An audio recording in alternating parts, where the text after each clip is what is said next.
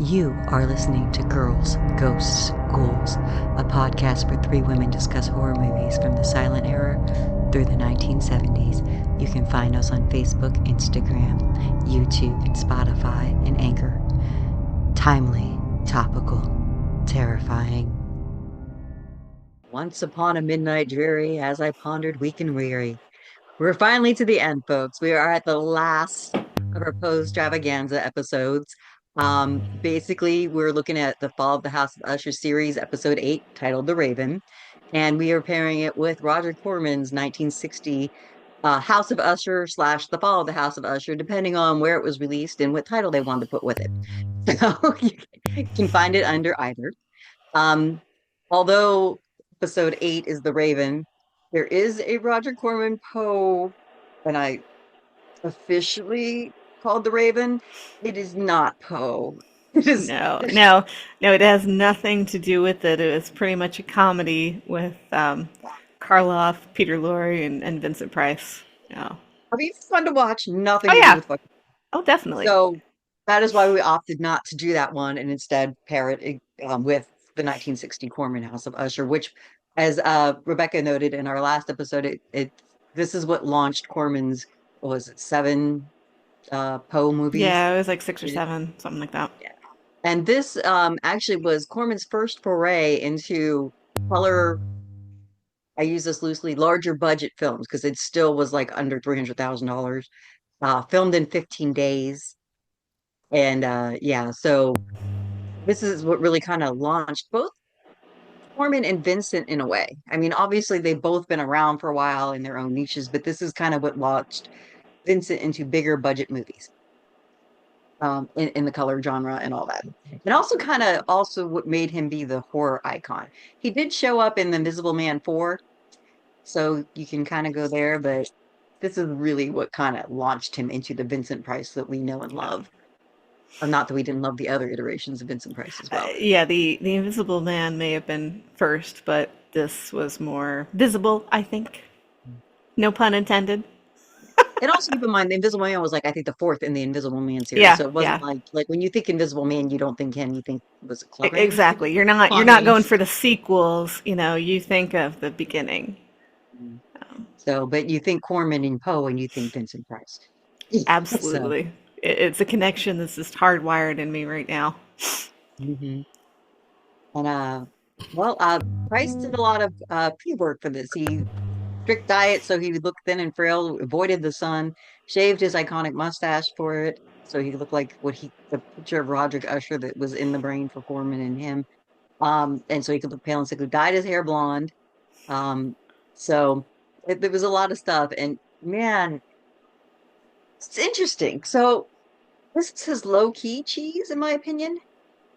I think that's Like, a fair statement because he is in it, again, he's playing one more of these mentally disturbed individuals, as is his wont with Poe. I mean, it's pretty standard with that, but he's quieter. He's not manic. There's not the subtle. like how Pit and the Pendulum was very energetic.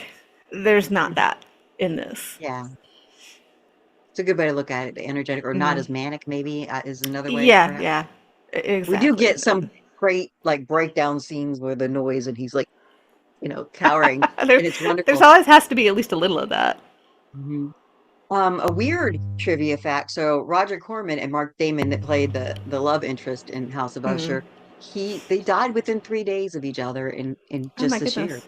goodness. So that's sad and interesting. That is Which interesting. means, Yeah, they made it into their 80s, so that's great. But the fact that their dad, I'm still sad. I'm very sad about Corman still because he yeah. wasn't done yet. You know what I Yeah. mean? He was No, still throwing stuff out there, yeah. and He was, so has a huge body of work, and made an indelible print, frankly, on cinema history. Oh. So I think so this of was an oh interesting. Go ahead.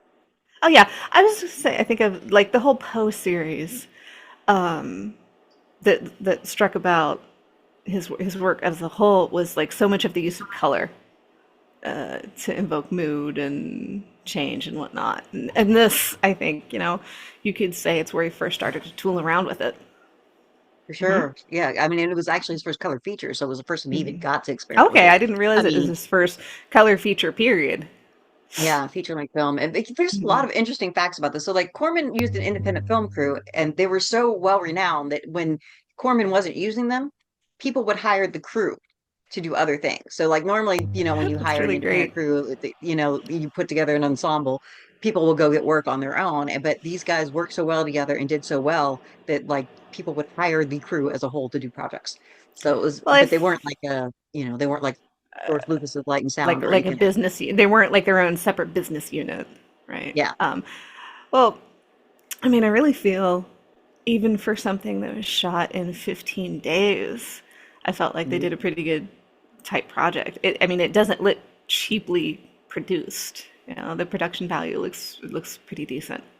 I mean, it's still, I would say, is lower budget for the time, but it Well, was higher yeah. budget for him, and they made use of that budget like really well. Hmm. And then like Corman was resourceful, so like that creepy landscape where you have Mark Damon's character like riding in on a horse.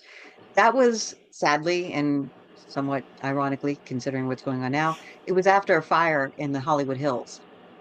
Um, Not as devastating as what's going on now in LA, but Corman heard about it, went to the site, filmed it.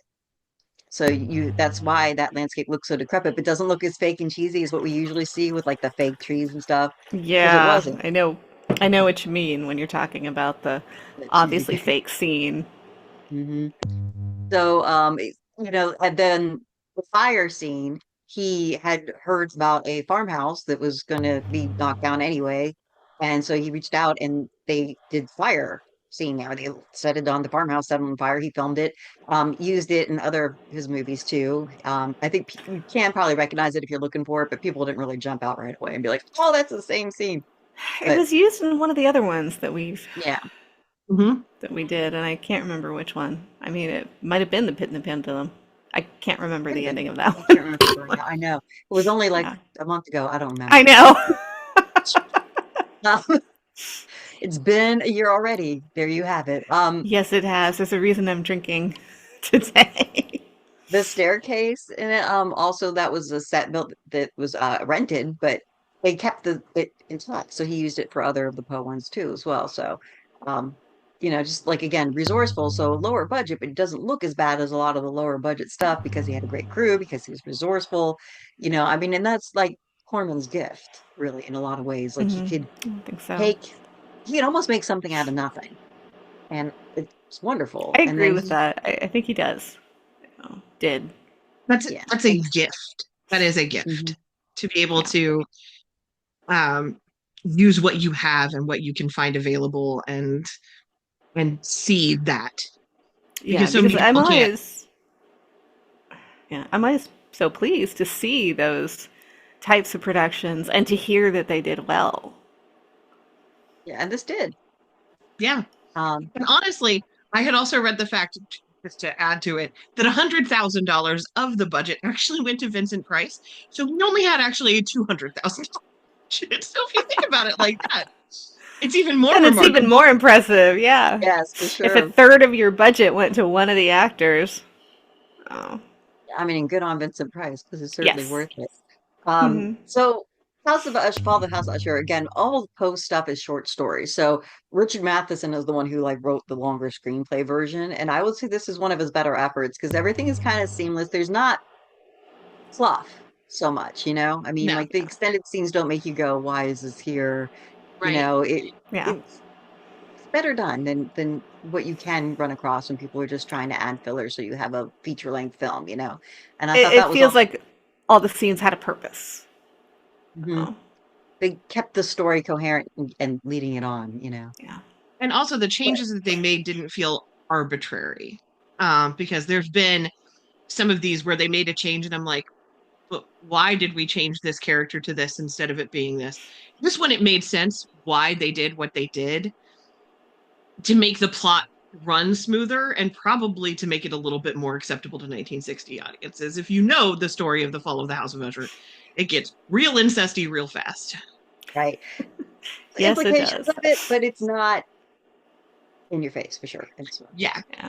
But it and also, you have the visitor to the house being the love interest of Madeline, which I don't believe was in the original story. It was a retroactive. No, the original story, Usher had sent a letter, I think, to his friend to come visit. Right. yes, So, it was a school friend. So, mhm. yes. So I mean, and it gave it a nice sense of tension that wouldn't have been there with just a school friend, and I liked that. Yeah. And I Um, think too, it's going to be it's going to be a change that appeals to a wider audience. You know, people want to see more of the drama of interpersonal relationships. well, to me, where it kind of fell flat, I'm just, tis the tism perhaps or whatever.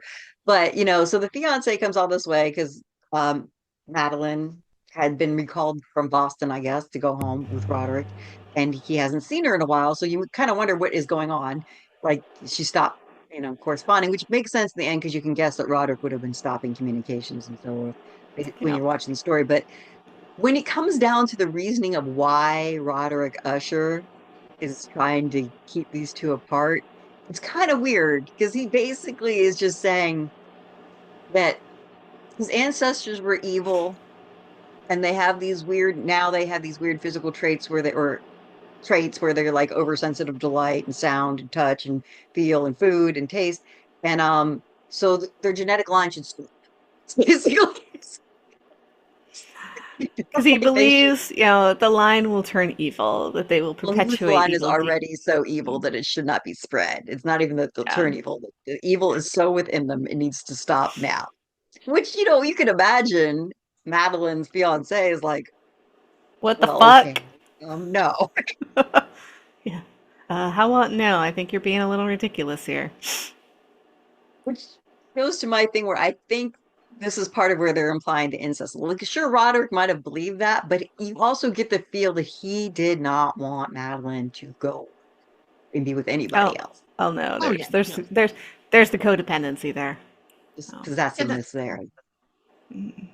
in the story, it is much more implied that there's rampant incest through the whole family. So in the past and current iteration of the family. So I think they were treading that line of not really saying those things, but also trying to make that implication that there's probably a history there, which is why they share the genetic traits and their line is Right, all evil. Yeah, because you could only get so much past the censors, right, Absolutely. during right. in 1960. So they wouldn't even have been able to go full Poe, so to speak. So yeah, they Which is did why have I to said, just like, touch upon it. the changes that they made sense to me, because you just couldn't be like, I'm in love with my sister and we're both dying of a rare genetic ailment because we're super incestuous. Which, okay, this is the part that I thought was really well done. So, the fiance is like, we're leaving. And, girl's like, sure, fine. And of course, Roderick's like, you're not leaving. And then they have this nice little scene. And Corman loved this innovation. He loved having the off-camera fights and sounds and screams so that it's up to your imagination what's going on in implication. And you have that here where, like, the day that they're going to leave, you hear Madeline and Roderick arguing behind a closed door. And then all of a sudden, Madeline screams and then nothing. And then somebody, if you remember the name of the fiance, um, Jesus. the fiance comes in then, No, I don't. He's just and fiance to me. and I'm looking. Hold on. Madeline is apparently dead on the bed. But I think it was interesting because they made a point earlier of mentioning that Roderick takes drugs to sleep. So this kind of all plays into she's not actually dead. Yeah. But Well, meanwhile, I think my off-screen thought is that she screamed because he injected her with some of his drug to make her sleep. And that's why she was on the bed as appearing as a death. well, the butler house servant also makes a mention of her being like, Capitalist. yeah, which we would think identifies maybe narcolepsy. Uh it's more than that. I forgot the exact word, but basically it's not just that you fall asleep instantly, it's just you appear as in dead. Yeah, like a catatonic state where you are showing everything. yeah, that's Um, which Her name is I Phyllis. agree. Yeah, see, he's that interchangeable. yeah. So, but I still like to think that he drugged her because he looks too, it was too convenient. You know what I mean? That she would go into one of those fits then. But I think, the reason that she probably did have those fits. So it could have been either. I like the fact that Yeah. perhaps he drugged her and then she had a fit. But I also love the wake scene where, she's in her coffin and there. And like this is what I love about this part. So, they focus on her and you can see the actress's chest rise and fall. Mm-hmm. And often that's just because you can only hold your fucking breath so long when you're acting. But, you know, I think it was done purposely here. I do agree. Because, she's breathing and all of a sudden you see Roderick go, cough. Yeah, because you notice like little movements of her fingers, and Roderick sees that before the In the breath. fiance Yeah, like does, her and he's like, chest "Oh, rise. okay, we're done. Morning time's over. Get the hell out." And then, of course, he shoves her away and then hides her coffin. And again, when the butler makes the slip about the condition and the fiance is like, fuck, she could actually be alive. Turns out she was. And, he goes to find her and it's been moved and hidden. And then they go to find her again because you can hear her behind the walls. And when they get to the coffin, she's not in it. There's this nice trail of blood that eventually leads. And then, of course, when the fiance finds her, she's now in a state having been like effectively buried alive and having to, claw her way out of a coffin. That she tries to strangle the fiance, and then I believe the butler comes in and saves him from her, but then she Yes. goes on after her brother, and of course, fiance gets in the way again, and then she manages to go, and then she, goes after her brother again, and this fire starts, which the trail of gasoline was a little fun. It's fun. And so you have Madeline strangling Roderick, but it's so funny because he sees her, Roderick sees her, and he says, "You see, the madness has taken her." I'm like, "You left her in a fucking coffin." You left her buried alive. I think she has a right to her feelings. A little madness passes when you've been shut in a coffin, I think. Right? I mean, it's fine. I think she's allowed it. So yeah, Justifiable anger, that's for sure. she strangles him.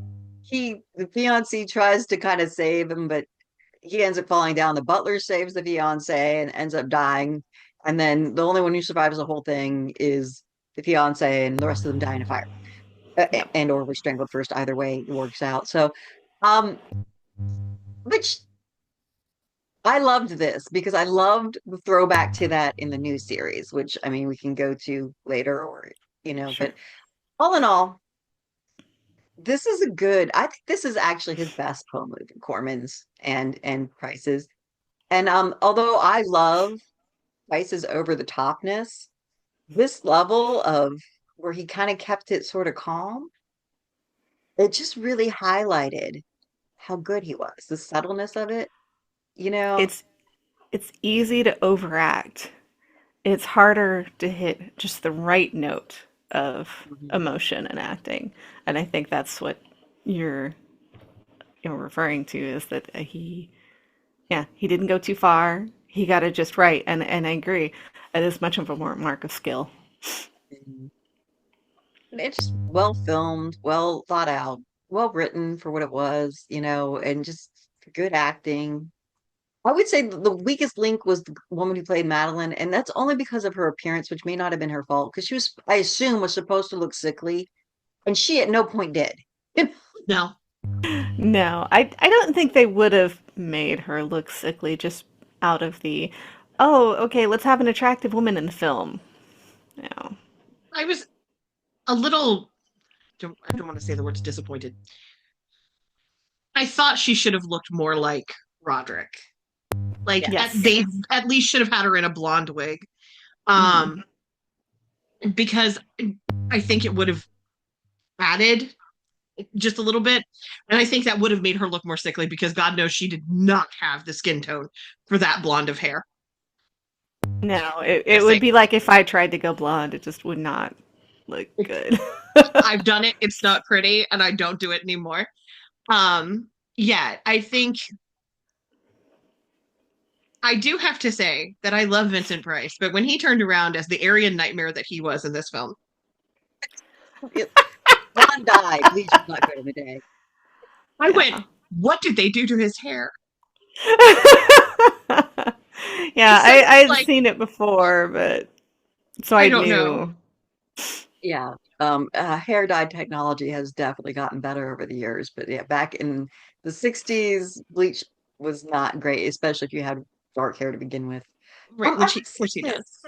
Yeah. kind of thinking about like it might have been a purposeful choice to keep her looking healthy because it might have been like might have been to highlight that Roderick was trying to control her by saying she was sick when she really wasn't. I don't know, but it's hard to get I that can from ag- there. I can agree with that theory though. You know Makes what? sense. That actually does make sense. Like I could totally see where that might have been what it was, is that they wanted her to look hale and healthy so that he Roderick looked more, Controlling and yeah, and insane himself. mhm. So I More guess that like could he have was been falling apart, Yeah. yeah. much like the But house. Because I he's mean, like, the story itself, she should have been sickly, so that's why it's hard to know. Like, I Hmm. almost wish they could have thrown something in there where, like, maybe the fiance said she looks perfectly healthy or something, so then you would have known that that's what the intent was. But again, maybe that wasn't the intent. They just didn't have a great makeup budget and they couldn't do much with such a healthy, gorgeous looking woman. You know what I mean? Who knows? that's Yeah. that is a question. Is at no point does she necessarily confirm that she's sick either. No, she No. doesn't. So And you're very there was a much the little. whole time waiting for her to show something. She never does the like, oh, the noises like her brother does, which he Yeah, says she should. She she went to Boston, so how did she live in Boston if she has this weird disease where she can't be out in daylight and stuff? She went to school. exactly. So I So they think do you're imply she supposed to has the impairment of taste with the gruel, though. But, and they then were there is a feeding her the sleepwalking. gruel. I mean, yeah, it's just as possible that that's what they would give her and that was it. And they told him it was only gruel because she couldn't handle, Yeah. tastes of other things. But, um, so Sort again, of you don't a really know there. Um, and then there is like Munchausen the by only, proxy feeling. yeah, Yeah. that's true. But the only other thing you have is where she sleepwalks and falls asleep in the crypt, right? And then she does seem a little weaker the next morning, but again, not really, you know, Mhm. not enough to feel like she's on death's doorstep, like they kept implying. Yeah, I mean, that's it's it. like pretty much she looked fine. And I'm sure that that's drove the frustration of the fiance because so many times he's pushing and pushing and pushing for an answer, and all Roderick gives him is, "Oh, you wouldn't understand. You'll see," and until near the very end. 100% makes sense. Like, how long has it been since she saw her fiance? Again, you're really not sure. Has this been 6 months? Has this been 3 years that she's been back at home? And like, at some point, she got engaged. She went out. He had to have eaten a meal with her at some point. Hmm. So, like, there are a lot of non-answers in this. And I do appreciate that they don't make Roderick seem calculating necessarily, but it does seem like there's something wrong with him and he's making it seem like he's trying to force her to fit the same mold. Agree. You know what I Yeah, mean? it's that Yeah. And he's the one with the worst of the problems, and he's trying to bring her into the fold. Yeah. Yes. See, look, it's a visual sign. It's a sign. It's a sign we're wrong and shouldn't be. the trivia does say that Roger Corman didn't want Roderick Usher to be seen as a monster or feared for his strength or ferocity, but it was supposed Hmm. to be his intelligence and empathy that Corman wanted to focus on.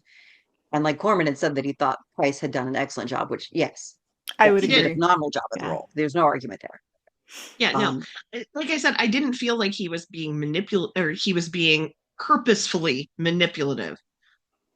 But I do think that possibly whatever was going on with him, he was kind of trying to pigeonhole her into it. It's Um, held the line. I feel like it was some manipulation, but Yeah. not a full conscious plan, if that makes sense. Yeah. It was That subtle. Yeah. yes, yeah. It was Yeah. not, I This. will lock you in the room, I will beat you, I will force you, I will, Hmm. salt Yeah. you. It was more like Which, gaslighting, as we all know, Yeah. is more not intentional insidious. gaslighting. Yeah. Weirdly weird gaslighting. Hmm. Because I also have the feeling that he was kind of gaslighting himself. Like he was just convinced that they were Oh, monsters and they were sick, Hmm. oh, and agreed. he was not going Yeah, to be convinced otherwise. yeah. He He lived in bought that into his house, and own family propaganda. yeah, he bought into his own Mythos. chaos. Yeah, which Another makes it a little fun, really yeah, it does. Well, that's like the best lies people tell are ones that they've told themselves first Oh, because they're it's fully absolutely committed true. to it. Oh, it's true. It's so true. that's Yeah, very true. Oh, because they're fully engaged in that lie at that point. So yeah. The other fun fact, so the paintings you saw in there, I forgot the artist's name, but they got distributed to the cast after, or to the casting crew afterwards, and Corman kept prices, the paying of oh, that's price. lovely. So I thought that was very sweet. But it is currently streaming free on Pluto, and you can rent it or buy it for fairly cheap. For a while there, Fandango was doing a nice package where you can get pretty much most of the Price Co or Corman movies, all together, like in a 5-pack bundle. So I think it's worth owning for Oh, sure. definitely. I've been Um, thinking about getting physical copies of all of them. I think the only thing I could say that's probably not worth owning that has Vincent Price, and it was that movie that I can't even remember the name of because I'm trying to block it that we did a year or two ago. Oh, the Scream and Scream again. There you go. Yeah, don't Yeah. buy that one I'm ever. sorry. I'm sorry. I brought it up. I'm sorry. No, no, you're fine. I brought it up first. You've just provided the Okay. name to warn people. I know. I just didn't want to traumatize you. So I've already traumatized. It's fine. But yeah, I Oh, mean that's the only one I would ever say that is even with Price and was it Christopher Lee? Christopher Um, yes, Lee Christopher Lee and Peter Cushing. and Peter. yeah, for 5 seconds of Peter Cushing. Yeah.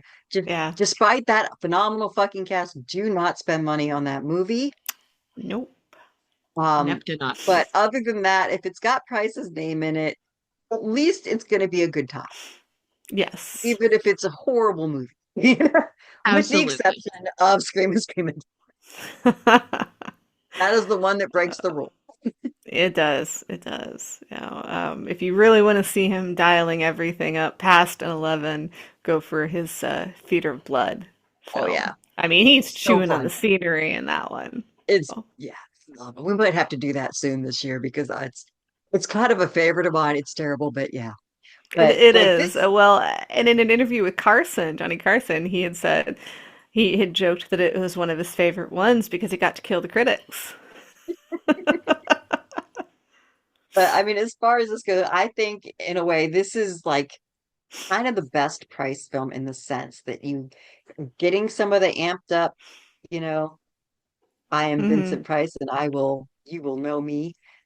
And the good seriousness. Like he takes all his acting seriously, even when he's like taking it to 11. Don't you need to understand that about Yeah. Price, but this is like an interesting like amalgamation of like a serious dramatic performance with some cheese in it, just at the I Just right a level. think, little bit of camp. yeah, I think it's a showcase that one of the best showcases of his skills. Because you'll So see yeah. him the little bit of manic, but and then the carefully controlled, insanity running underneath the surface. Mhm. It was beautiful. It was beautiful. I loved it. It's a four character, movie. There's just four people in it. There's some scenes like a dream scene where they have more background characters, but this whole movie is held down with just four actors. And it's Yeah. just And I always apparently, think that's impressive when they do stuff like that. When they have a minuscule cast set budget, and they make such a solid product. It's a mark of the skill of everybody involved. I will say it won a Golden Globe for most promising Okay. newcomer male for Mark Damon as Oh, the love interest. I think he acted very well. I thought Really. the character itself was kind of a dork, but what he did well. But you You know, have if to that makes have the sense. straight man if you're going to have Vincent Price. You Yes, you have to do. have You do. You someone. gotta have somebody who's like, what the hell is going on here? And who's gonna call him out. And that character definitely was, you know, the only one to do that would have been the fiance, because everybody else was wrapped up inside In the chaos. Yeah. Roderick's. Yes, yeah. Yeah, they were all already in the in the They were tumult. drinking the Kool Aid. They were drinking the Yeah, Kool Aid. part of the cult. They can't see out of Oh. it. Mm-hmm. Oh, Definitely, So good. yeah. So, such a any solid final movie, thoughts on it though. before we jump over? Um, I think, as I said, I think it's one of the better showcases of Vincent Price's skill, of everything that he can do. Absolutely. All right. So now, sadly, we are on Uh, our last episode of the fall of it House of Usher. hurts. It hurts. I And finished it it was today. so good. Oh my God. Like the whole series was so good, but the wrap up that they did at this end was phenomenal. So fucking good. And it took, you got little elements of the Raven, you got elements of the cast of Montalado, you got elements of the fall of the House of Usher. It's just, oh my God. I just, so many good speeches in this one, like monologues Mm-hmm. and oh Yes. God. Oh. It was mildly emotional. Mm, Um, you know, finishing, you'll notice like I'm drinking a little bit tonight. It's not by happenstance. So, It is. It's a I just so much happened in it that was just. I mean, you knew everything that was going to happen. Let's face it; they pretty much tell you in the previous episodes where things are going to go. But it's still watching it all happen. I mean, oh God. So, and Bruce Greenwood. So, okay. So we're there. He's talking to Augie still. It actually starts off with Verna having revived um Roderick after his sister encouraged him to suicide in the basement. And he's just like, nope. She tried to negotiate me. She was trying Oh, to play the numbers. I told her it couldn't happen. This is done. There is, he tries to negotiate. She's like, yeah, no, it's the done. deal was struck. You cannot change the terms of the deal. Yeah, the numbers are there. They've already been run. We're doing this. And Mm-hmm. and it's so good. Yeah. There's just, they have a flashback again to like when the deal was struck and what actually happened. You know, Verna, Yeah. Roderick, Madeline sitting around the table in the bar that doesn't quite exist, and what the goal was. And basically she was just telling them that it's almost like all she really guaranteed for them was security. And it basically comes up in the other Mm-hmm. episode that, you know, likely this stuff was going to happen anyway, but you were going to be able to get away with it. You were definitely, nothing is going to happen to you. You are going to be Teflon. She Nothing is smoothed going to the stick to path you. for them. Mhm. Nothing's going to stick to you. It's just going to happen. It's no one in your lifetime, you will not be accountable in the sense that you would expect. Let's put it that way. She didn't say it that way. She's like, In the sense that you would expect. yeah. In the sense they ended up being accountable in the end because it cost, their lineage Oh yeah. and their lives. And but she's like, yeah, you will have it, you will get it, and it will not be taken from you, you will not be jailed. Basically, you got carte blanche. You could shoot somebody in the middle of the street and nobody will care. It'll be fine. And that's what happened. You see it with with Usher's did. They got away with everything. Nobody could hold a candle to him, frustrated the shit out of Augie, couldn't do it. And you get to see why that wall was so fascinating to Roderick and what the As fuck if was you going on with didn't that gesture. know. You Yeah, you know, kind of as if guessed you all did. along. Oh yeah, yeah. There's that I little tingling knew sound. the first time you saw him sitting staring at the wall. I mean, knowing what most people Poe. have a Yeah, familiarity with Poe, they can extrapolate. So I was like, oh, I bet somebody's behind the wall. And it yeah, made and sense that it was the pharmaceutical dude, his yeah, boss. and I love it because they literally used a bottle of Montelato to drug him. You gotta love how Madeline played him, and this goes back to what I was saying that like in the last episode, Annabelle Lee's comment to Madeline where she said, "You are so small." And like I said, you kind of realize that it hit Madeline because she just paused enough to look back, but she doesn't show any cracks or features. But the fact that she wrote "You're so small" on a brick and stuck it in front of, the pharmaceutical dude, Grizz, it hurt Mm, her because that was the yeah. best insult she could do to him. You know what I mean? So, I mean, I love how that just carried through, or like it mattered so much that she was referred to as small that she was going to take this guy down by, one of the last things he's going to see is "You're so small" written on a brick Hmm. and it's sealed up to him, right? So I love that. I love the costuming, the Jester costuming, and with its faded out stuff. It was creepy as fuck in the best It way. was. Yeah. Yeah. And it's funny because it's really sad when you see, well, not like you're not really sad this guy is getting walled up. Let's face it, he's an No, asshole. no, But your the way humanity is the not mask losing was anything. drooped down and everything, it looked The very like, gesture is sad, yes. not not the person, But when he's or not haunting the Roderick, act. it's just a lovely creepiness. It's amazing. And Yeah. yeah. And you get, I love it because they wrap up everything. So you get the flash. Yes. And that's the benefit of a short arc series, or sometimes even a long arc series. Babylon 5, for example, If it had an end in is mind, yeah, is that you have a beginning, a middle, and an end, and that's what makes a good story. You know, you need an ending, and I yeah. think they did well with this one. So yeah, so good. I mean, just I can just pray forever. So the speech that Annabelle Lee gives young Roderick when she, is confronted with who he really is after he betrays Augie. And, oh, it's heartbreaking because I think at some point everybody has probably felt this betrayal where they realize the person they thought, whether it was a parent, whether it was a lover, whether it was a friend, or, the person they thought that person was that they really cared deeply for reveals themselves to have not ever been that person. Yes, it And you're is left the mourning, worst feeling in the world. Yeah, you're mourning, you're disbelief, mad angry. at yourself. Yeah. Yeah, yeah, you blame yourself a lot because you're like, Jesus, why didn't I see this? Well, and she even says something along the lines of "I made you up," you never existed. And like how awful. Well, one of the things I remember telling my ex-husband when we split up, I said, "You're just a performer's mask. There's nobody behind it." Yeah. So I mean, like if there's a person on this earth that cannot really see some similarity to a situation they went through with somebody they cared about, then I'm gonna say they're still in the delusion, Or or they're they're, really lucky. yeah. But I'm gonna go with they're probably still in the delusion. My Like I said, it cynicism doesn't says the have to be a same. lover.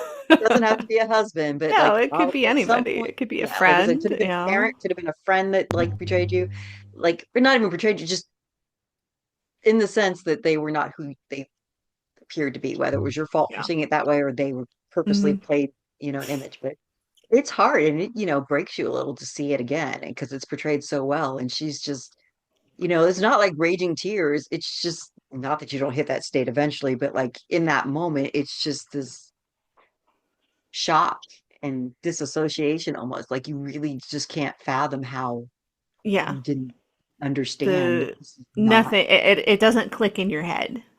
Like you know, but you don't understand. And it much like you said, it's heartbreaking. You know. Really And is. then, then you cut to the funeral, right? And this I love. I don't know if I had kept forgetting in previous watches or if I really wasn't paying attention before, but you have Annabelle Lee. They imply when he's talking, Roderick and Augie are talking that Annabelle Lee is gone, but they never say that. So you can take it any way you want. No. And then you see her at the funeral and like she gives this amazing speech again about the poverty of Roderick. And it's sad but beautiful and man, it should have cut him deep and I think it did because you see his face when she's giving it to him. And then she walks away and you see the hole in the back of her head, which somehow, like I said, in previous Yeah. watches I'd missed a few times. And it struck Hmm. me in one of the more recent rewatches I did that I was like, oh shit, okay. How did I Yeah. fucking not see this? Yeah, because I mean, and that carries into the whole thing of sometimes when you're watching this, is Roderick seeing these things for real or are they the dementia? Hmm. And so you have Which to you watch just, close to find out because you said you didn't even catch it at first. yeah. Well, then again, it's really hard to say is it dementia because you have haunting and ghosts and supernaturals. Yeah, exactly. It's the whole of it. There's so much that you look at and you make, which makes you question the reality of it, which I think is the hallmark of wonderful suspense and horror, because you're never really sure what is real, what is imagination, what is fake. You know, what is my Mhm. own mind lying to me, and that is true horror. Not knowing if you can trust your own mind. Oh, for sure. Which is interesting because Roderick does not play it off as if he's horrified. He just kind of, but then again, I guess that's the thing about dementia. Like once it hits you, you just probably kind of like, Uh, I also think that, especially in those last the scenes with Augie, where all of this has already happened. So we know that he's already been through the ringer. He's been dead and brought back to life. He's seen all of his children die. He's already been there. he's I seen his think by that granddaughter. Oh, point, he is so broken by everything that he nothing scares him now. Nothing shocks him now. I He's think like, so. And if you compare how he seemed in like the first few episodes to how he seems in this episode, you can see over the telling of it his disintegration. oh yeah. Yeah. and his desensitization, I can't say the word, desensitized to it is now. Like the more he talks, the more it's not breaking his as much to talk about it. And I think Mm, it makes sense because it leads it up to where he's got to talk about Lenore being dead. yeah. And that's the one that broke him most. So you'd think he'd Yes. like collapse. By this point, he's retold horror after horror and relived it, that he's just kind of numb, is what kind of comes across, and it's just Mm. whatever now. But oh my God, Lenore's death scene. Oh, that broke me. I mean, I Oh, knew it burn the was going to, speech. because once I heard the terms of the agreement, I knew that she was also included. And I was just like, and I did not want that. You know, Yeah. I did not want that at all because she was legit. Yeah. Yet Verna in that scene is one, I think you're seeing Verna. Like Yes. she is more herself and more because she's not human, but she's more She, human in she's that more scene, genuine. yes, than she is ever with anyone else. So much She's compassion. being straightforward. Yes. Yeah. And the compassion and the like you are so innocent and you had nothing to do with this. Hmm. And you're a good person and that makes this harder. Which you think about it and you're like, yeah, Verna probably didn't have a problem killing many of the other ushers because they were all very flawed people. All of the children were very flawed. Not one They of were them didn't flawed have people who chose their own demise by their absolutely. actions. She gave Lenore them was a child. yes, and she was also like a genuinely good person. Like Yeah. Yes. when they came in, when Pym was going to try to spin her mother's, and she said no and went straight over and started talking to the police. And you started to Hmm. realize that this girl is made of sterner stuff than anybody else was in this. She Yes. told him no, knowing who he is. Called And him a she did fucking ghoul. It was so good.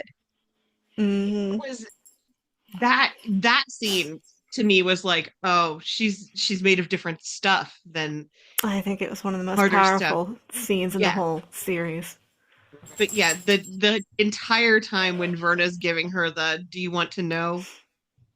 You Well, she know, does, yeah, she tells her. She doesn't give her the option. She's like, I'm going Yeah. to tell you this. yeah, I'm gonna tell you, what happens in your name because your mother does survive this. And and that also is something that as someone who watched the series, I needed to know that she survived it. And then she Yeah. starts it. nonprofit for people who are also in abusive situations, and how beautiful is that? And then the numbers, the sheer numbers of people that they help every year, and Hmm. whatever. And I'm like, that is so beautiful and such an honoring, and it's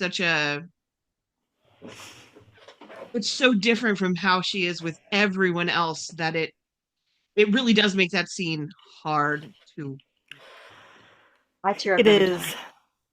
Every time I Yeah, watch I tear up. I was gonna say I'm tearing up now just thinking about it I'm because a it's. little emotional right now. I'm not gonna lie, and I it's mean, not all the truly, wine. truly, Yeah, and she even points out, she's like, and then the numbers get hard to count after that because all the people that have been helped are then starting to help other people. And then she Hmm. goes and she looks at her, I need you to know this. It is all because of you. It's not exactly, but she pretty much she makes it very clear to Lenore that this is the result of her and her actions. Yeah. That right. because she did and stood her ground, so many people are saved and so many more people are going to be saved. And it was her. And yeah, and you're, you know, the life lost and really you could understand how upset Verna is about having to do this. Like she literally Hmm. says, I don't understand. It's not on me to explain to them what lineage is, like Yeah. they should have Yeah. known, and the other thing I thought was interesting, maybe this is just my mind playing tricks on me, but it looked like she had more elements of Raven. Like her fingernails look more like talons. There's little feathers you kind of see sticking out here and there in her hair and such when she's doing the scene. I would have to go back and double check because I watched it before I finished the rest of the episode. So it's been a little And I month was since trying I've to seen figure it. out like if it was like that, I was trying to figure out if it really was because she's nearing the end now because this is the last of the lineage that she's got to I think that eliminate, would be a nice touch or if for it it was to more see because her. she couldn't be fully human and do this. You know what I mean? I kind of wondered if what the That implication she she had to needed be. the shield of what she was Yeah, to I remember her wondered. nature to be able to do it. Because the humans have too much feeling. It was just my thought on it. I don't know, but like, yeah, if you guys get a chance to watch again, look at how see if you see more I'll take a Raven look. elements in here. Hmm. Oh, but I can't hear you. So I'm trying to find pictures right now. I'm literally Google it. Oh, Betsy's our but woman in the room for computer stuff. Because she's always like, hang on, click, click, click, click, click. on a less heartbreaking note, but still fun. So we also get the confrontation between Arthur Pym and Verna as well. Oh my That God, that was scene! masterful. Oh, it's so good. Um, because in it, Love it. she alludes to his past and the things he's done and the things that he Didn't has do done by as well. inaction. You know, oh, the things that happen. Well, you didn't stop it either. Mhm.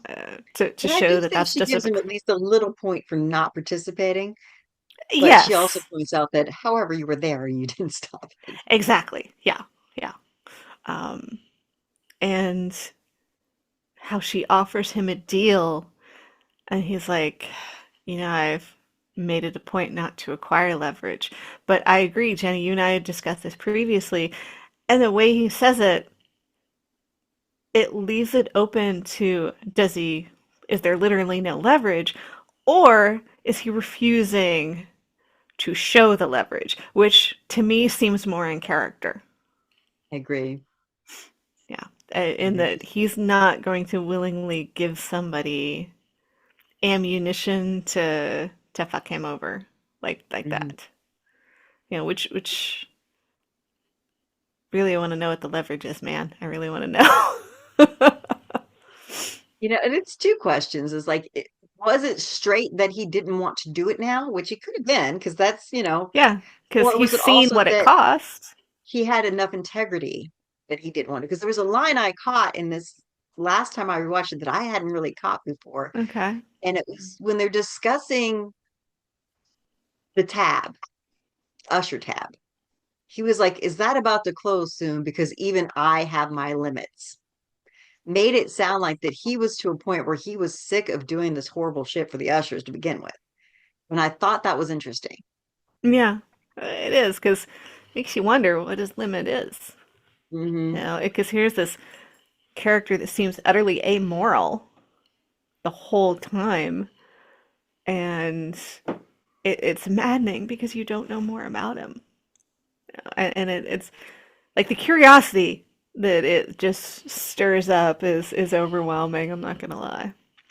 Especially in the context, because you remember the scene Yeah. opens where he's like walked up behind Verna, shot her in the neck with something, thrown her on the floor, wrapped Yes. up in the body bag, and it was like, "Come get it," Yeah. Yeah. Right. and being like, "Even I have my And limits." that's like in the space of like a minute, if that. You're like, Jesus, what? Who? Now, it's just who is this person truly?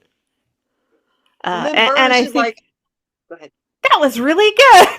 And he's like, She was like a little fangirl about it, right? She's like, "I'm yeah, sorry, but I had to see it." which fits in, I think, with the trickster nature of whatever it is that she is. You have to wonder, did she use that for is she going to use that for inspiration down the line? Mm. Or if she Because had used some of the stuff she witnessed by him already in what she had. yeah, yeah, very true.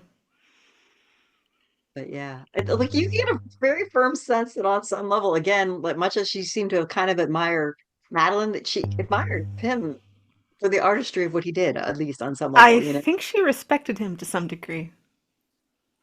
I may be wrong, but I not that she Like, dealt with him like an equal, but no, an acknowledgement of his skill. Let yeah, me, let me put it that way. like I'm a fan of your work kind of things. Yeah, as Perfectly twisted as fine. that in itself is. I mean, come on. I mean, think about some of Verna's work. Really, Pym should have been admiring what she did too, you know. Yes, Pym should have been like, "Can I understudy with you? You know, how do I become what you do?" And also a very telling thing in this scene as well. So, she when Pym asks her tab about to come due, she's like, "Oh yeah," and then she talks about what the end game for the Usher Empire is going to be, and that basically, she has to. Some fines are going to be paid out to some of the families, but when you think about it, it's like a slap on the wrist, and then it's going to turn into another foundation. And he's like, "And that will cost." She's like, "No, that's just something that's going to happen. That has nothing to do with me. That slap on the wrist is because you people suck." Right. Corporations are not True. accountable. Like it's very much telling of the times, especially what we're going to be seeing It's here even true. more and more now. And she's like, "No, what I'm offering you, like not that. That's just going to happen. Is that you will not go down in the fire. You'll rise with the phoenix, and get the money." But Yeah. and she's like, "Because there's a file." She's like, "Camille was very good at what she did, and there's a file. And basically, what I'm offering you is that file's not found." I still say that out of the evil ushers, she was my favorite. Camille, Mm-hmm. Yep. you can admire a woman who's good at her job. Yeah, yeah. I mean, her and Madeline both, Mhm. really, because they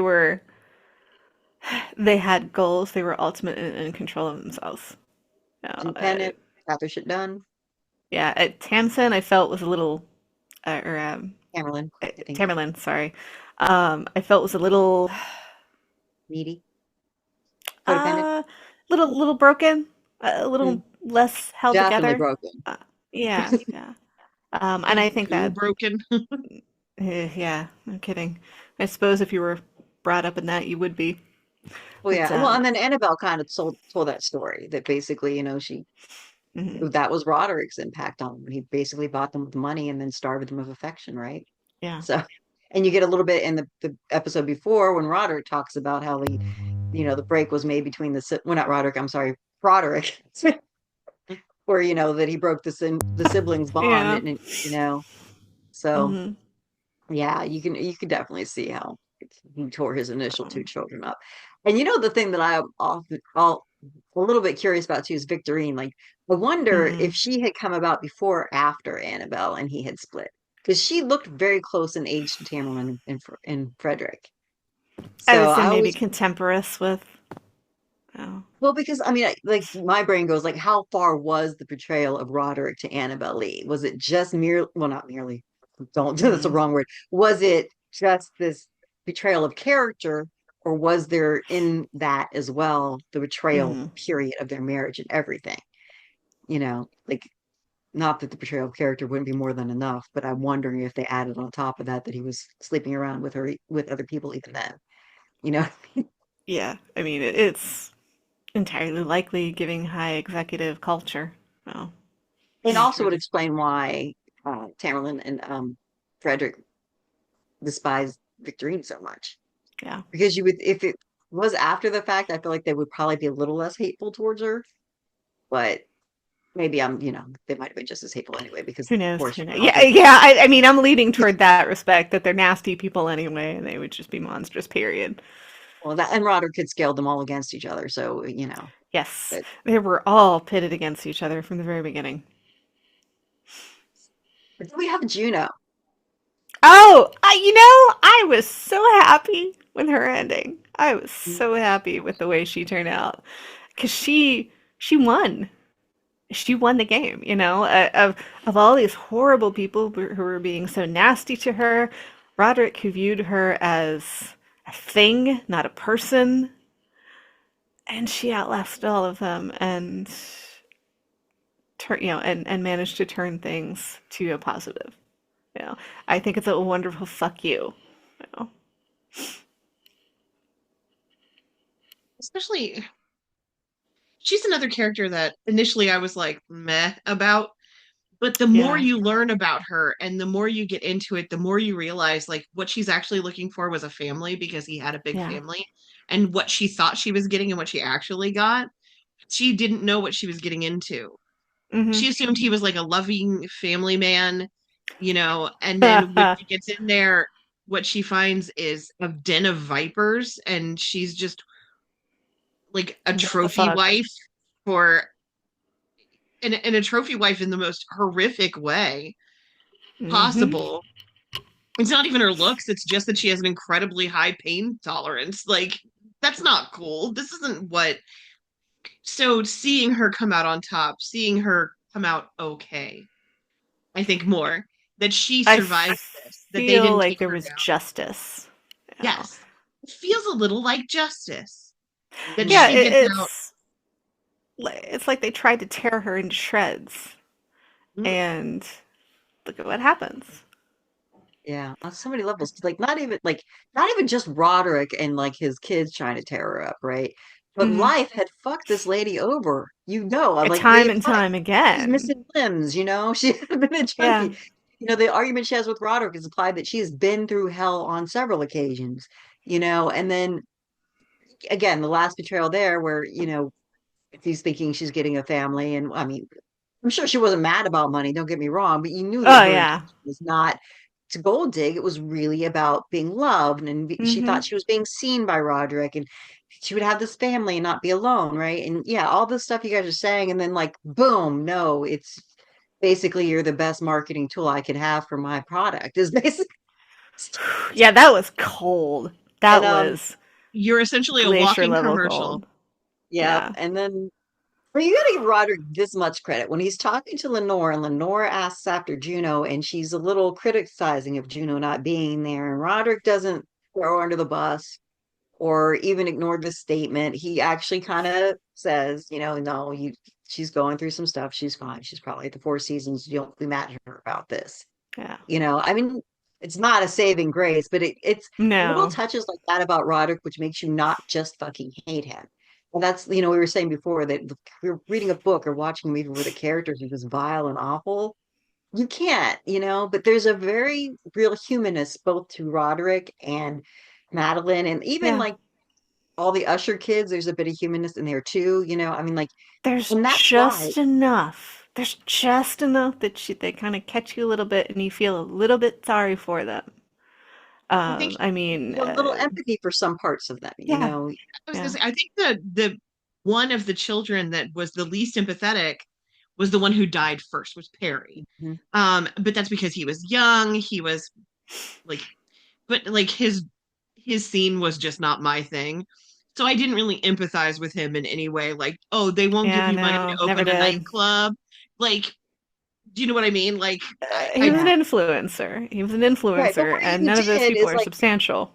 the scene with Leo where he says that it's like we're more bastardy than we're the best. So where you do get the empathy for him outside of like the age and the youth where we're older, we may not get it, is the fact that he Oh. felt outcast from his own family and that he would never earn his place in there.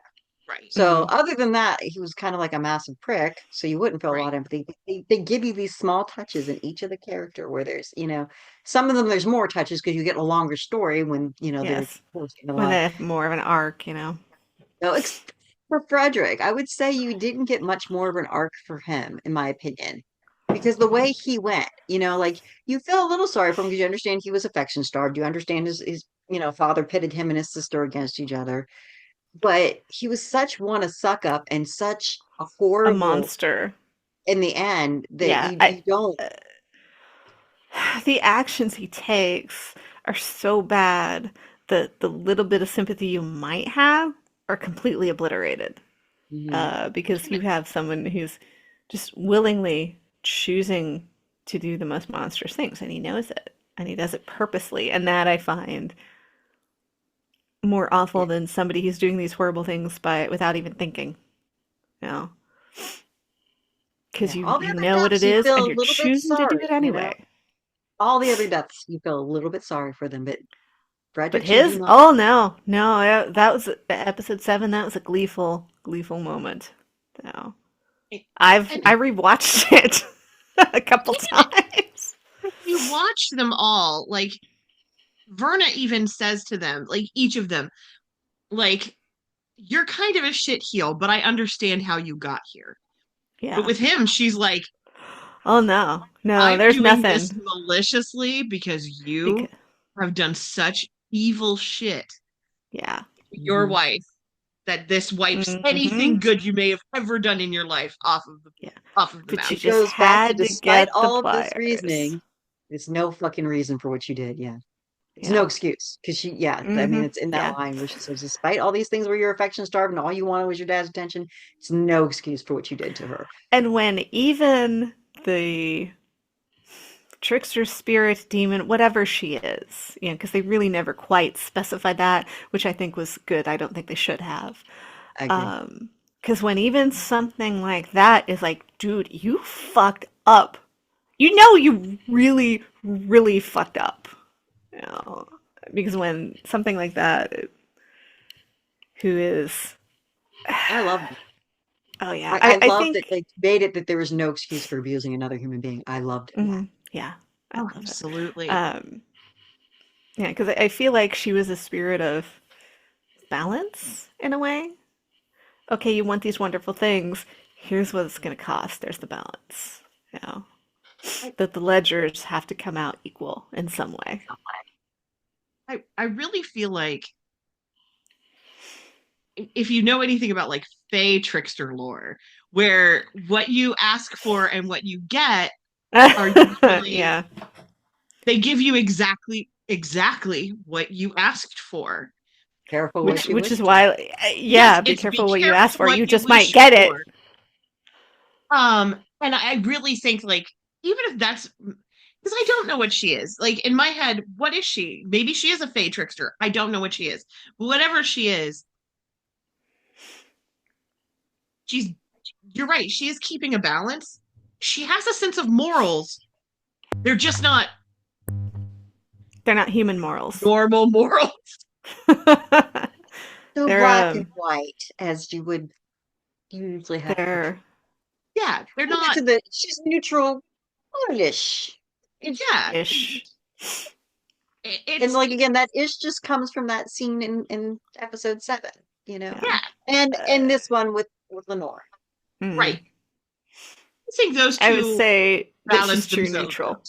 Yeah. Yeah, As to yeah, say, now I'm always going to go. There's a good in there because if she were true Mm. neutral, it would not have mattered that he abused his wife. She would not give because true yeah. neutral doesn't give a shit about that stuff. Mm. She wouldn't feel bad about Lenore at all because whatever it Mm. was part of the contract. So that's why I will Yeah. always. I mean, like I'm very I staunchly can get neutral, behind that. good, A slight tiny bit, leaning towards. Yeah, tiny. See, I see it like if more as this she is could neutral, choose to do she's something like, bad. She could choose to be something good. To this do is something her. good.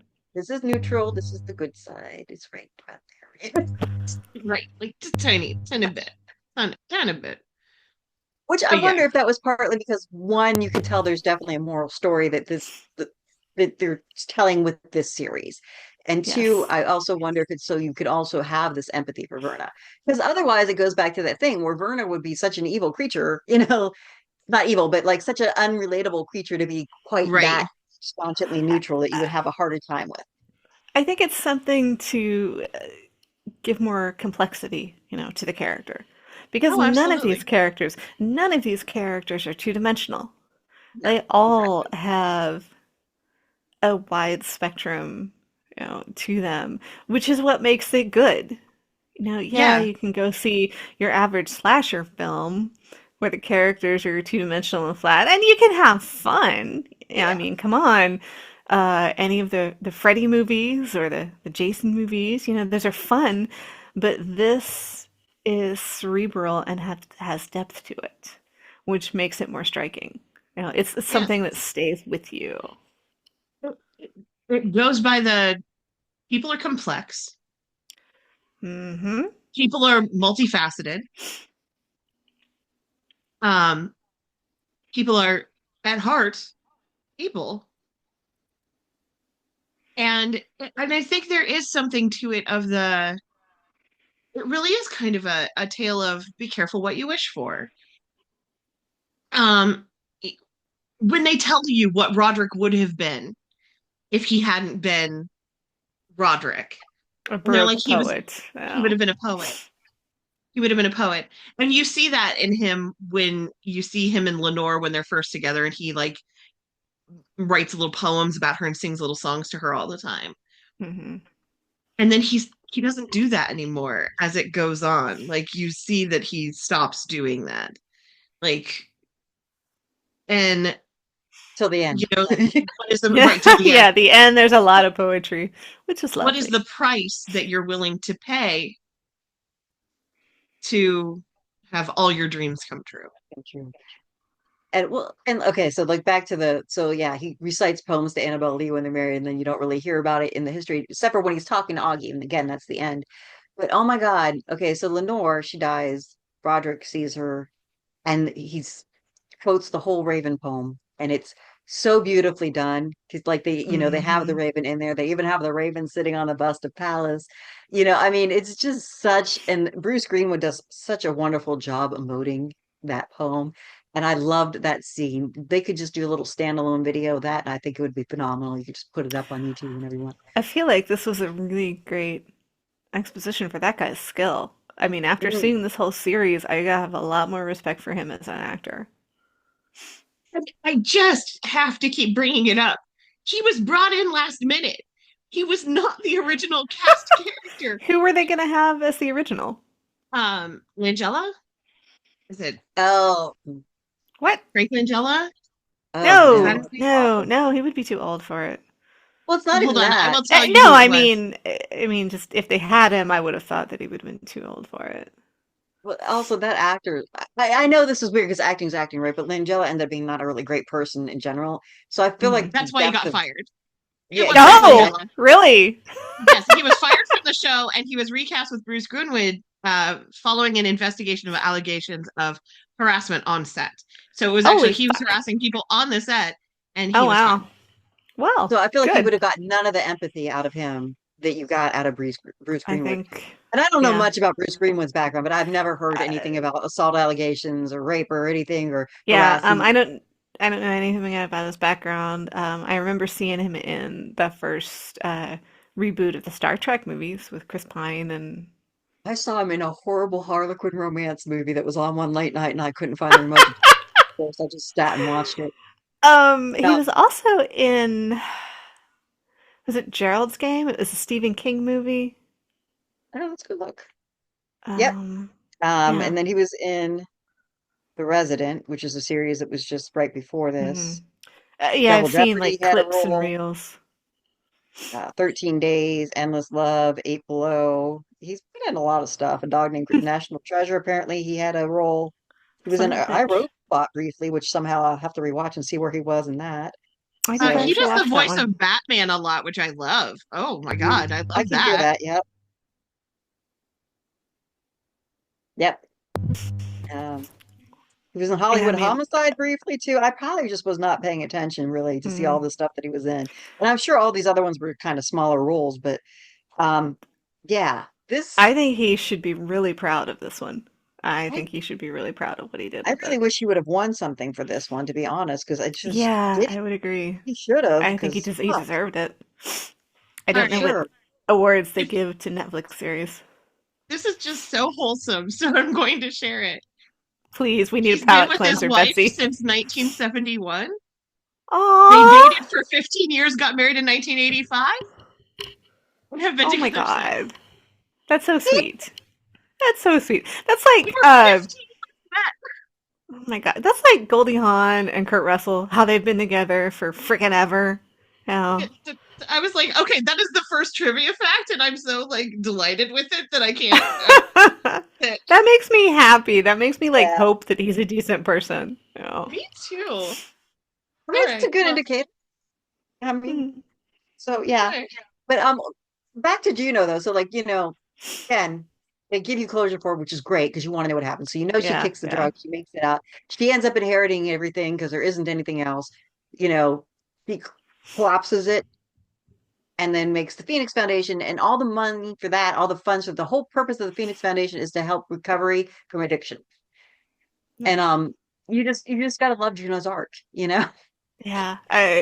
She comes out a winner for sure. Yeah. Well, because when it So, starts out, she doesn't seem to give a shit that she's addicted or not yeah. to it. I I just forgot the think name of it. Like the drug.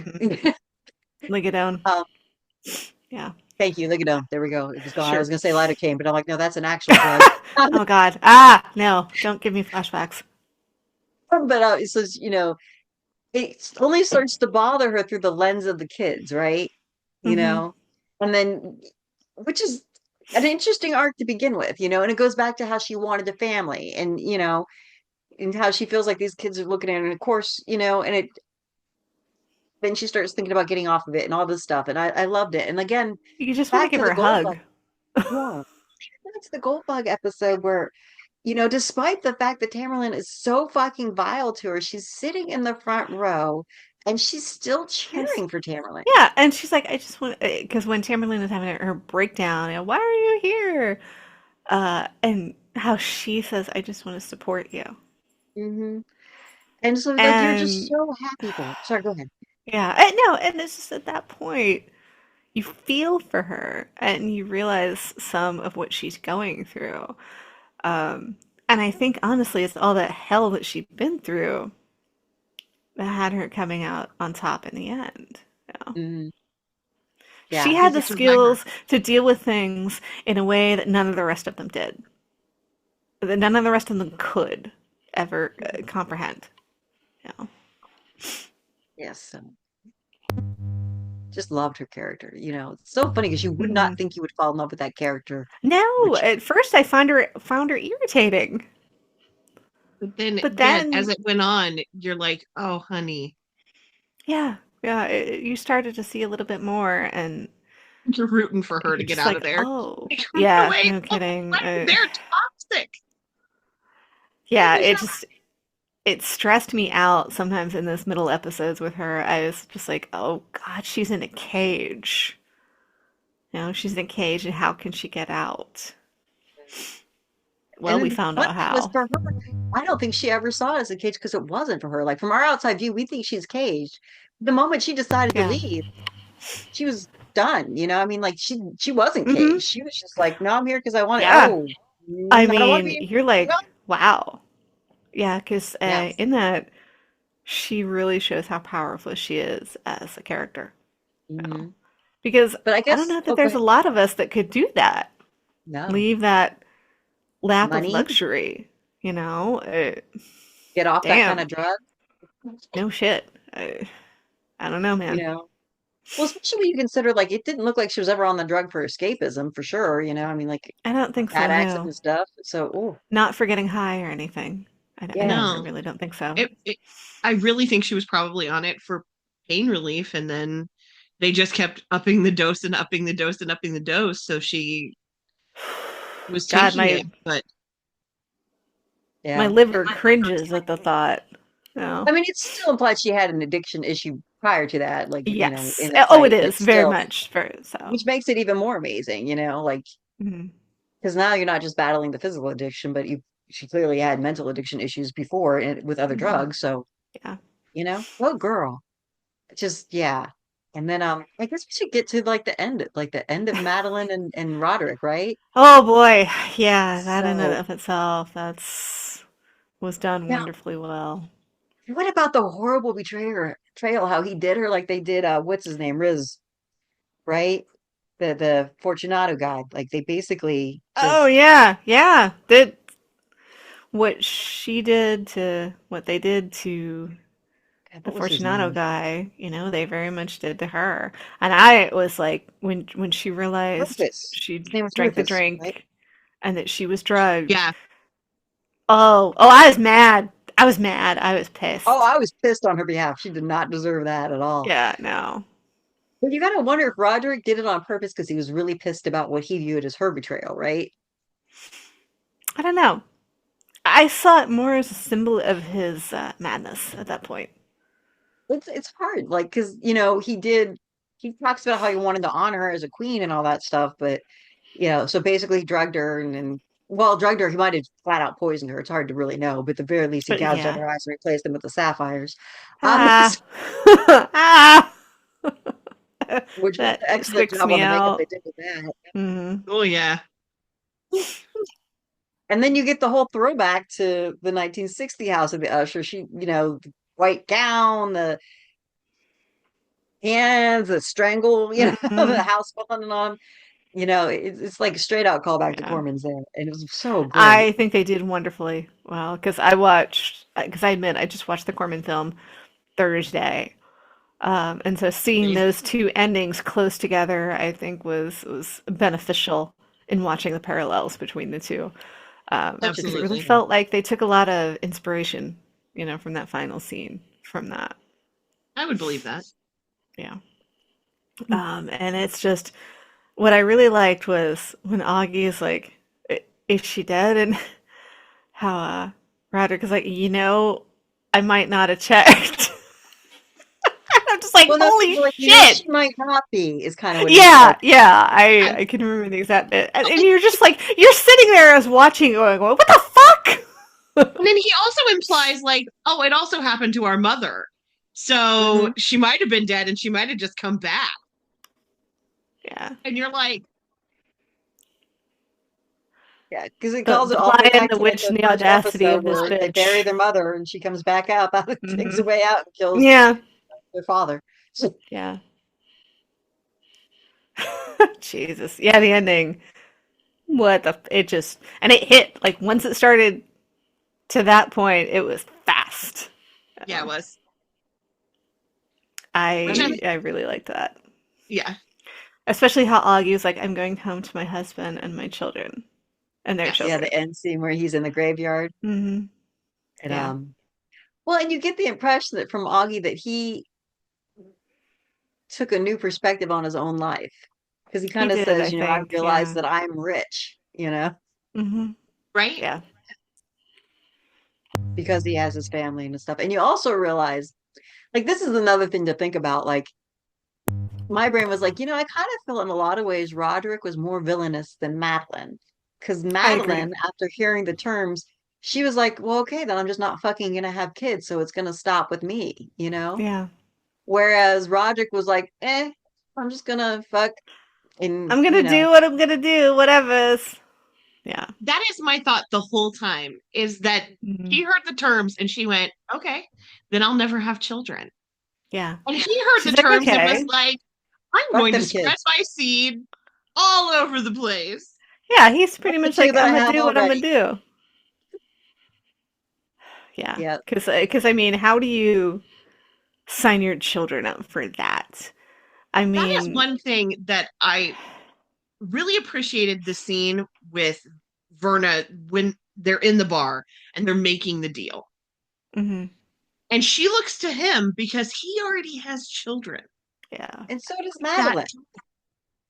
and Madeline stops. No, Madeline, that's what I'm saying. Madeline looks at Oh, him. I thought you meant Verna. Sorry. She Yeah, doesn't yeah. make a deal.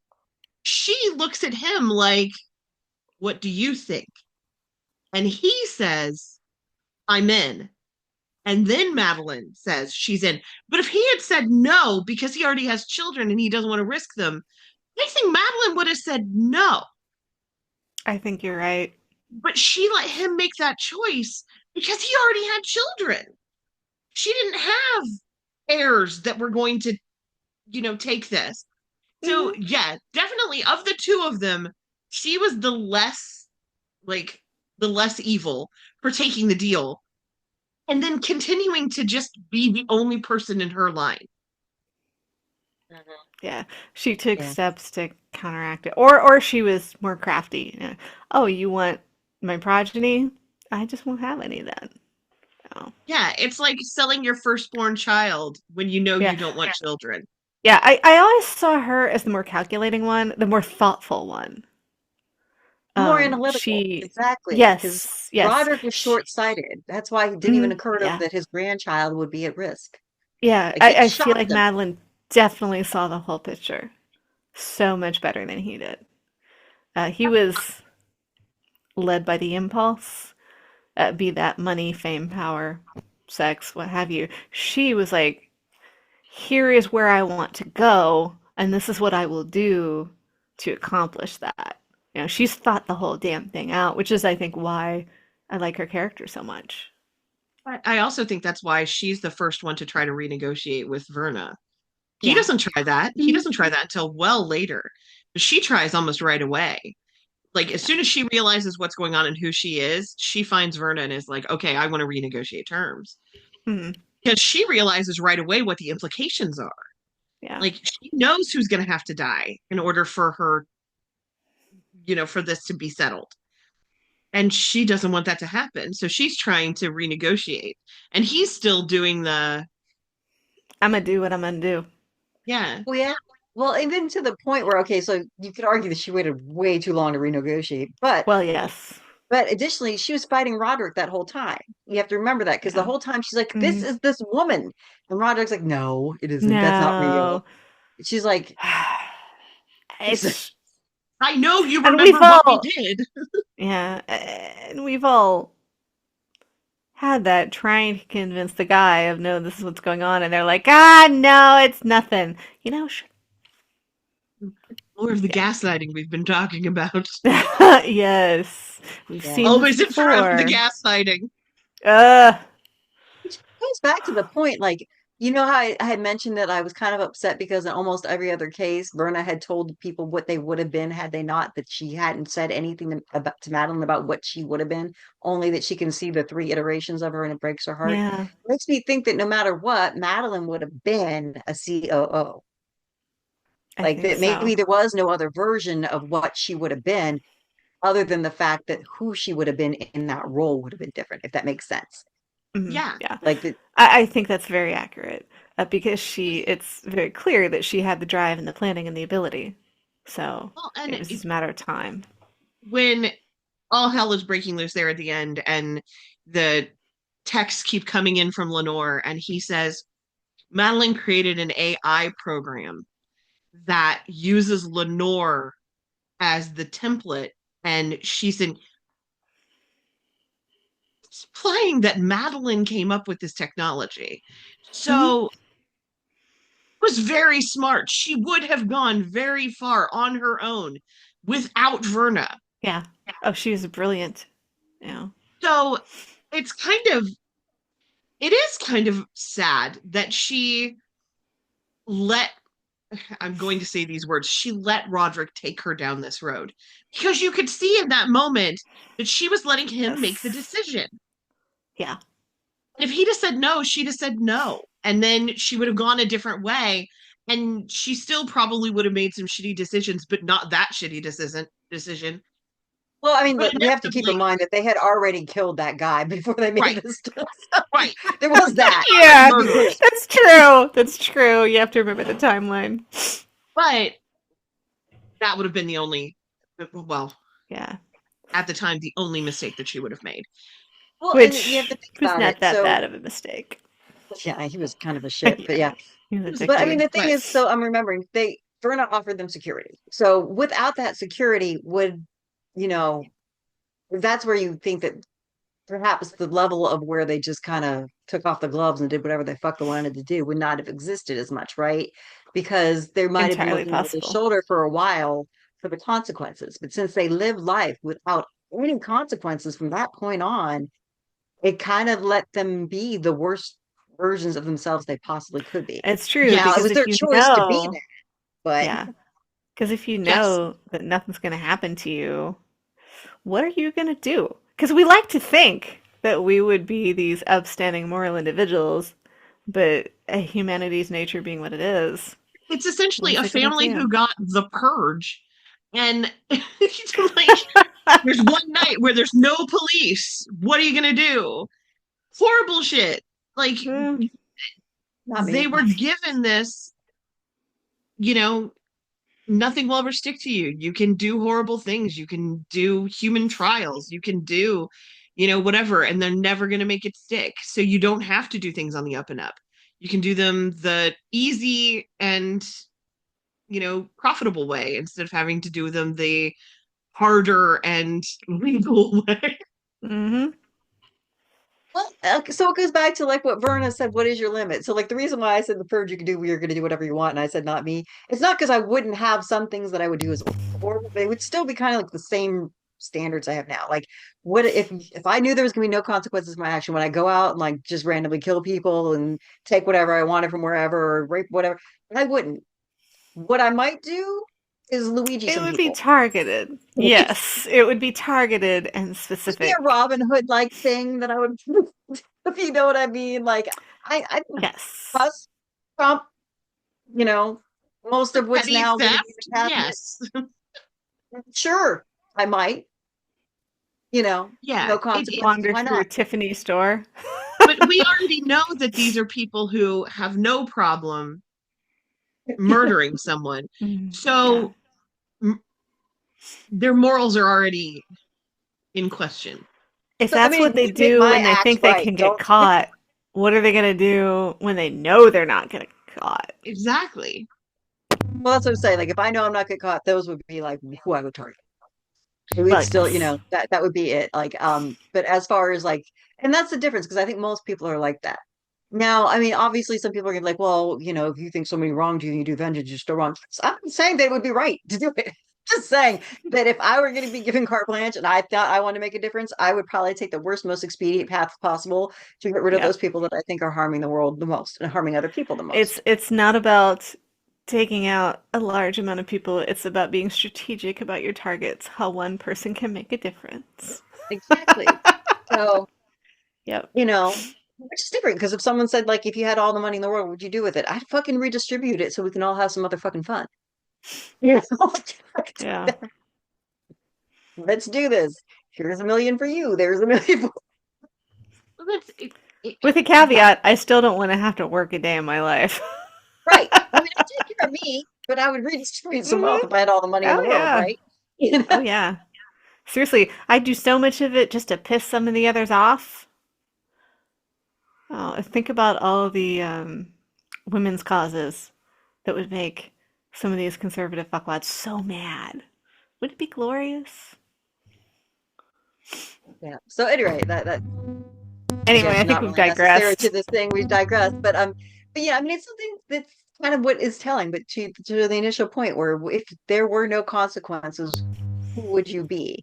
And the point Hmm. of this is like most of those people would be terrible fucking people, and Yeah. then you also like you'd like to think Lenore would not be if she kept going, and there was good indication that she would not be because she got firsthand somebody she cared about getting hurt by somebody who had no consequences, right? Yeah. So, you know, in I like how they give you more than one side. Like Juno, again, kind of had like overflow, immunity at that point, Hmm. and she still chose to go get herself off of Ligadone. And then when she was handed the keys to the kingdom, she tried to fix the wrongs of it, right? Yeah. So I love that you have all this vileness and then you have these bright, beautiful spots that they give you Yes. with hope. I think they did a very good job of showcasing the Condemning complexity humanity, of but human showing nature. light. Yeah. Yeah. Hmm. yeah. how we are capable of true monstrosities, more so than anything else, I think. But amongst us, there are still those who will reach for the benefit of all, you know? And that in Uh, itself is an admirable trait. to quote Mr. Rogers, look for the helpers. Yes. Yeah. And But another yeah, thing to take away. Oh, sorry, go ahead. no, I'm like, yeah, it's oh, But I oh mean, god. the other thing that kind of hurts me and, also makes me kind of think. So also in Verna's speech, I believe to Pym, she was saying how, you know, there's all this wealth and there's the possibility to like end disease, hunger, et cetera, et cetera. And she points out like you could stop making movies for a year and like I think she says poverty or something like that. On a level like, oh yeah, we'd all do that. But then on the same, like when you think of like consumerism and, like things that I know I'm guilty of, like how would I feel for a year of no movies? Would I get mad about it? If Hmm. somebody told me I had to give up some of mine to help out somebody else, would I really do it?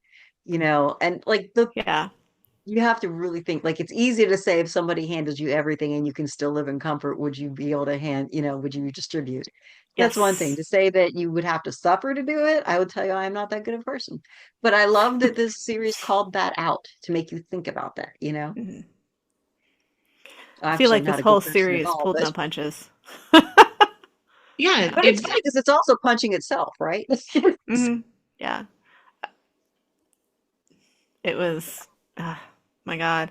I'm feeling a little serious hungover, honestly, yeah. about the whole thing, I know having just finished straight up it. the first time that I watched this, I am almost positive that like the last episode happened and I started watching Bluey. So you know who he is.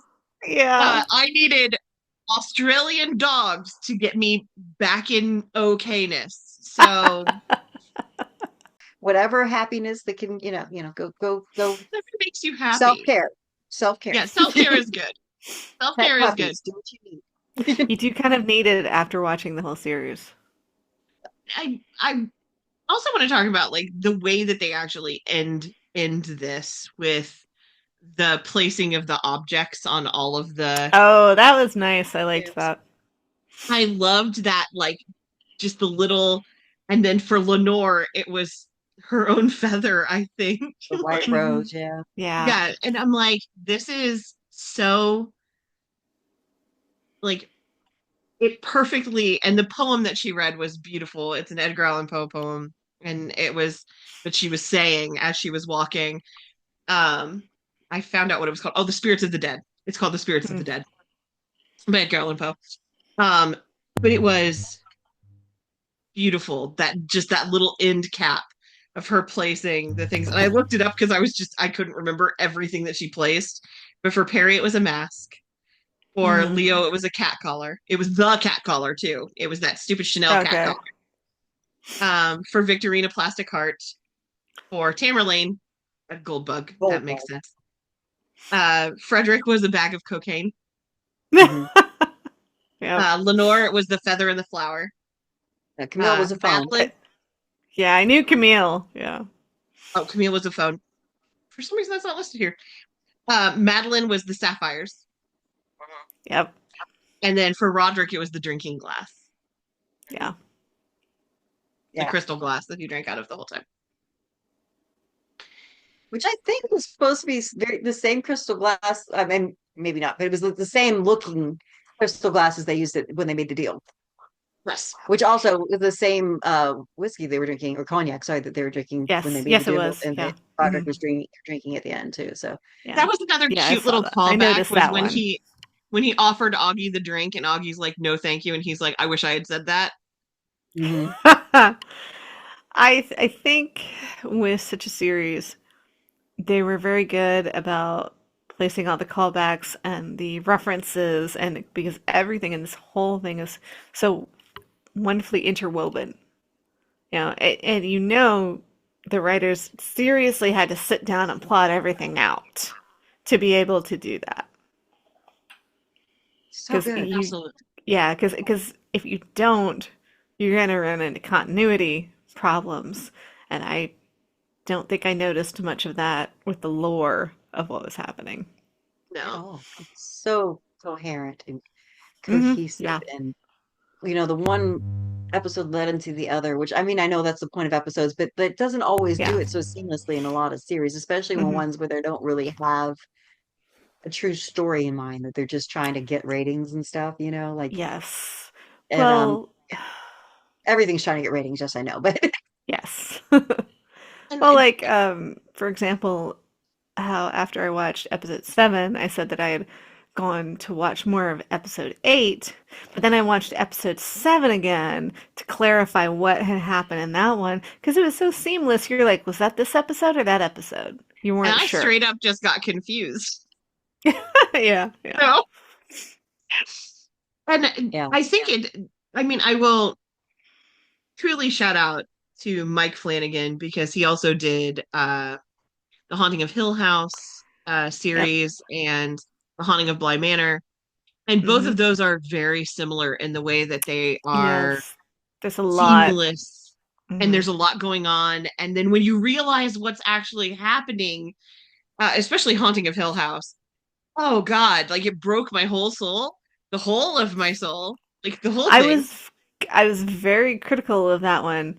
Or I was gonna be because I'm such a fan of the original That's true. 1963 The Haunting movie and the Shirley Jackson source material. So I had very high standards and and if you're able to meet my standards for that, holy shit, you're seriously good at what you do. And it And I was think this is again, Flanagan has shown us that he's very good at what he does. Well, and then Bly Manor, I mean, it was Turn of the Screw, but it's such an excellent I retelling of never it. watched that one. I should probably read the source material and then watch that one. I will tell you that one, like I sobbed. Like when I tell you I cried, like I was a mess. Oh So I'm man. just warning you, it was bad. Like I don't all know of that I have that in me right now. all of Maybe I them make should me No, wait. for emotional. happier times. Yes, Yeah. all of them make me emotional, but Blind Manor really hit me hard, like smacked me Mm. straight in the face. I was like, oh no, I was not prepared for how much this. Yeah. It was good, but that one is Mm. very emotional. Now, when I say Turn of the Screw, I mean that was its jumping off point, much like, House of Hmm. Usher and all the poem, like, Goldbug. Yeah. So, Hmm. like, don't expect it's going to fall to the nail or to the letter Turn of the Screw, but I there never was, do when they're yeah, taking inspiration from a literary source. I'm yeah. always like, it could be as loose as it shares the name, like with the Raven, or it could be something that follows a little closer. Yeah. Well, so I guess it's about time to wrap it up, right? I was gonna say we Suppose could so. talk I'm a about little this tipsy at this forever. point. I mean, Oh, my forever. final thoughts are going to be, God, watch this series and have fun with it. Like, Yes. do what we did. Watch House of Usher with it. All the versions of it, even. I think there's even a 19 or 2001 that came out. I haven't watched it. There's so So many versions of it. I read the I mean, also post found starting. stories, see 1920. how they tie Hmm. in. And like I said, you're going to find some that don't quite, but you can see where they tried to tie them in. Yeah, I Have think the more familiar you are with all the other stuff that's out there and the source materials, you're really gonna get a lot of glee and enjoyment from the show because you're like, hey, that's that thing. No, so. I mean, that's my thoughts on it, ladies. Yours? it's similar. It was a very well done series, very well put together. They obviously put a great deal of thought into it, so I think it's entirely worth it. I've been singing his praises the whole damn time. So yeah, watch Yeah. watch the damn series. Just watch the Mhm. series. Yeah. Be Um, prepared for the emotional hangover afterwards. break it up if you need to. Like it hurts nothing. Watch one a month if you want to. That's what we did. That's what I did. I had not finished it until today. It is not what I did I the first admire time your I watched discipline. it. First time I watched it all in a day. So I Yeah, I think it's binged the shit laziness, out of it. Jenny. I had to Don't know. don't equal it. Don't equate it to discipline. but yeah, But with that, guys, thanks for joining us in our exploration of Poe, and Thanks for this whole hang in there. series. Yep. Nothing If you horrible can have last forever, right? ideas, if you have ideas for a next one, let us know. And Or something else you want to hear us talk about. Otherwise, bye. You have been listening to the Girls Go Schools podcast. You can follow us on Facebook or Instagram at Girls Go Schools podcast, on Twitter at Girls Ghost Pod. Like and subscribe to our YouTube channel, Girls Go Schools podcast, and find our podcast on your favorite podcatcher.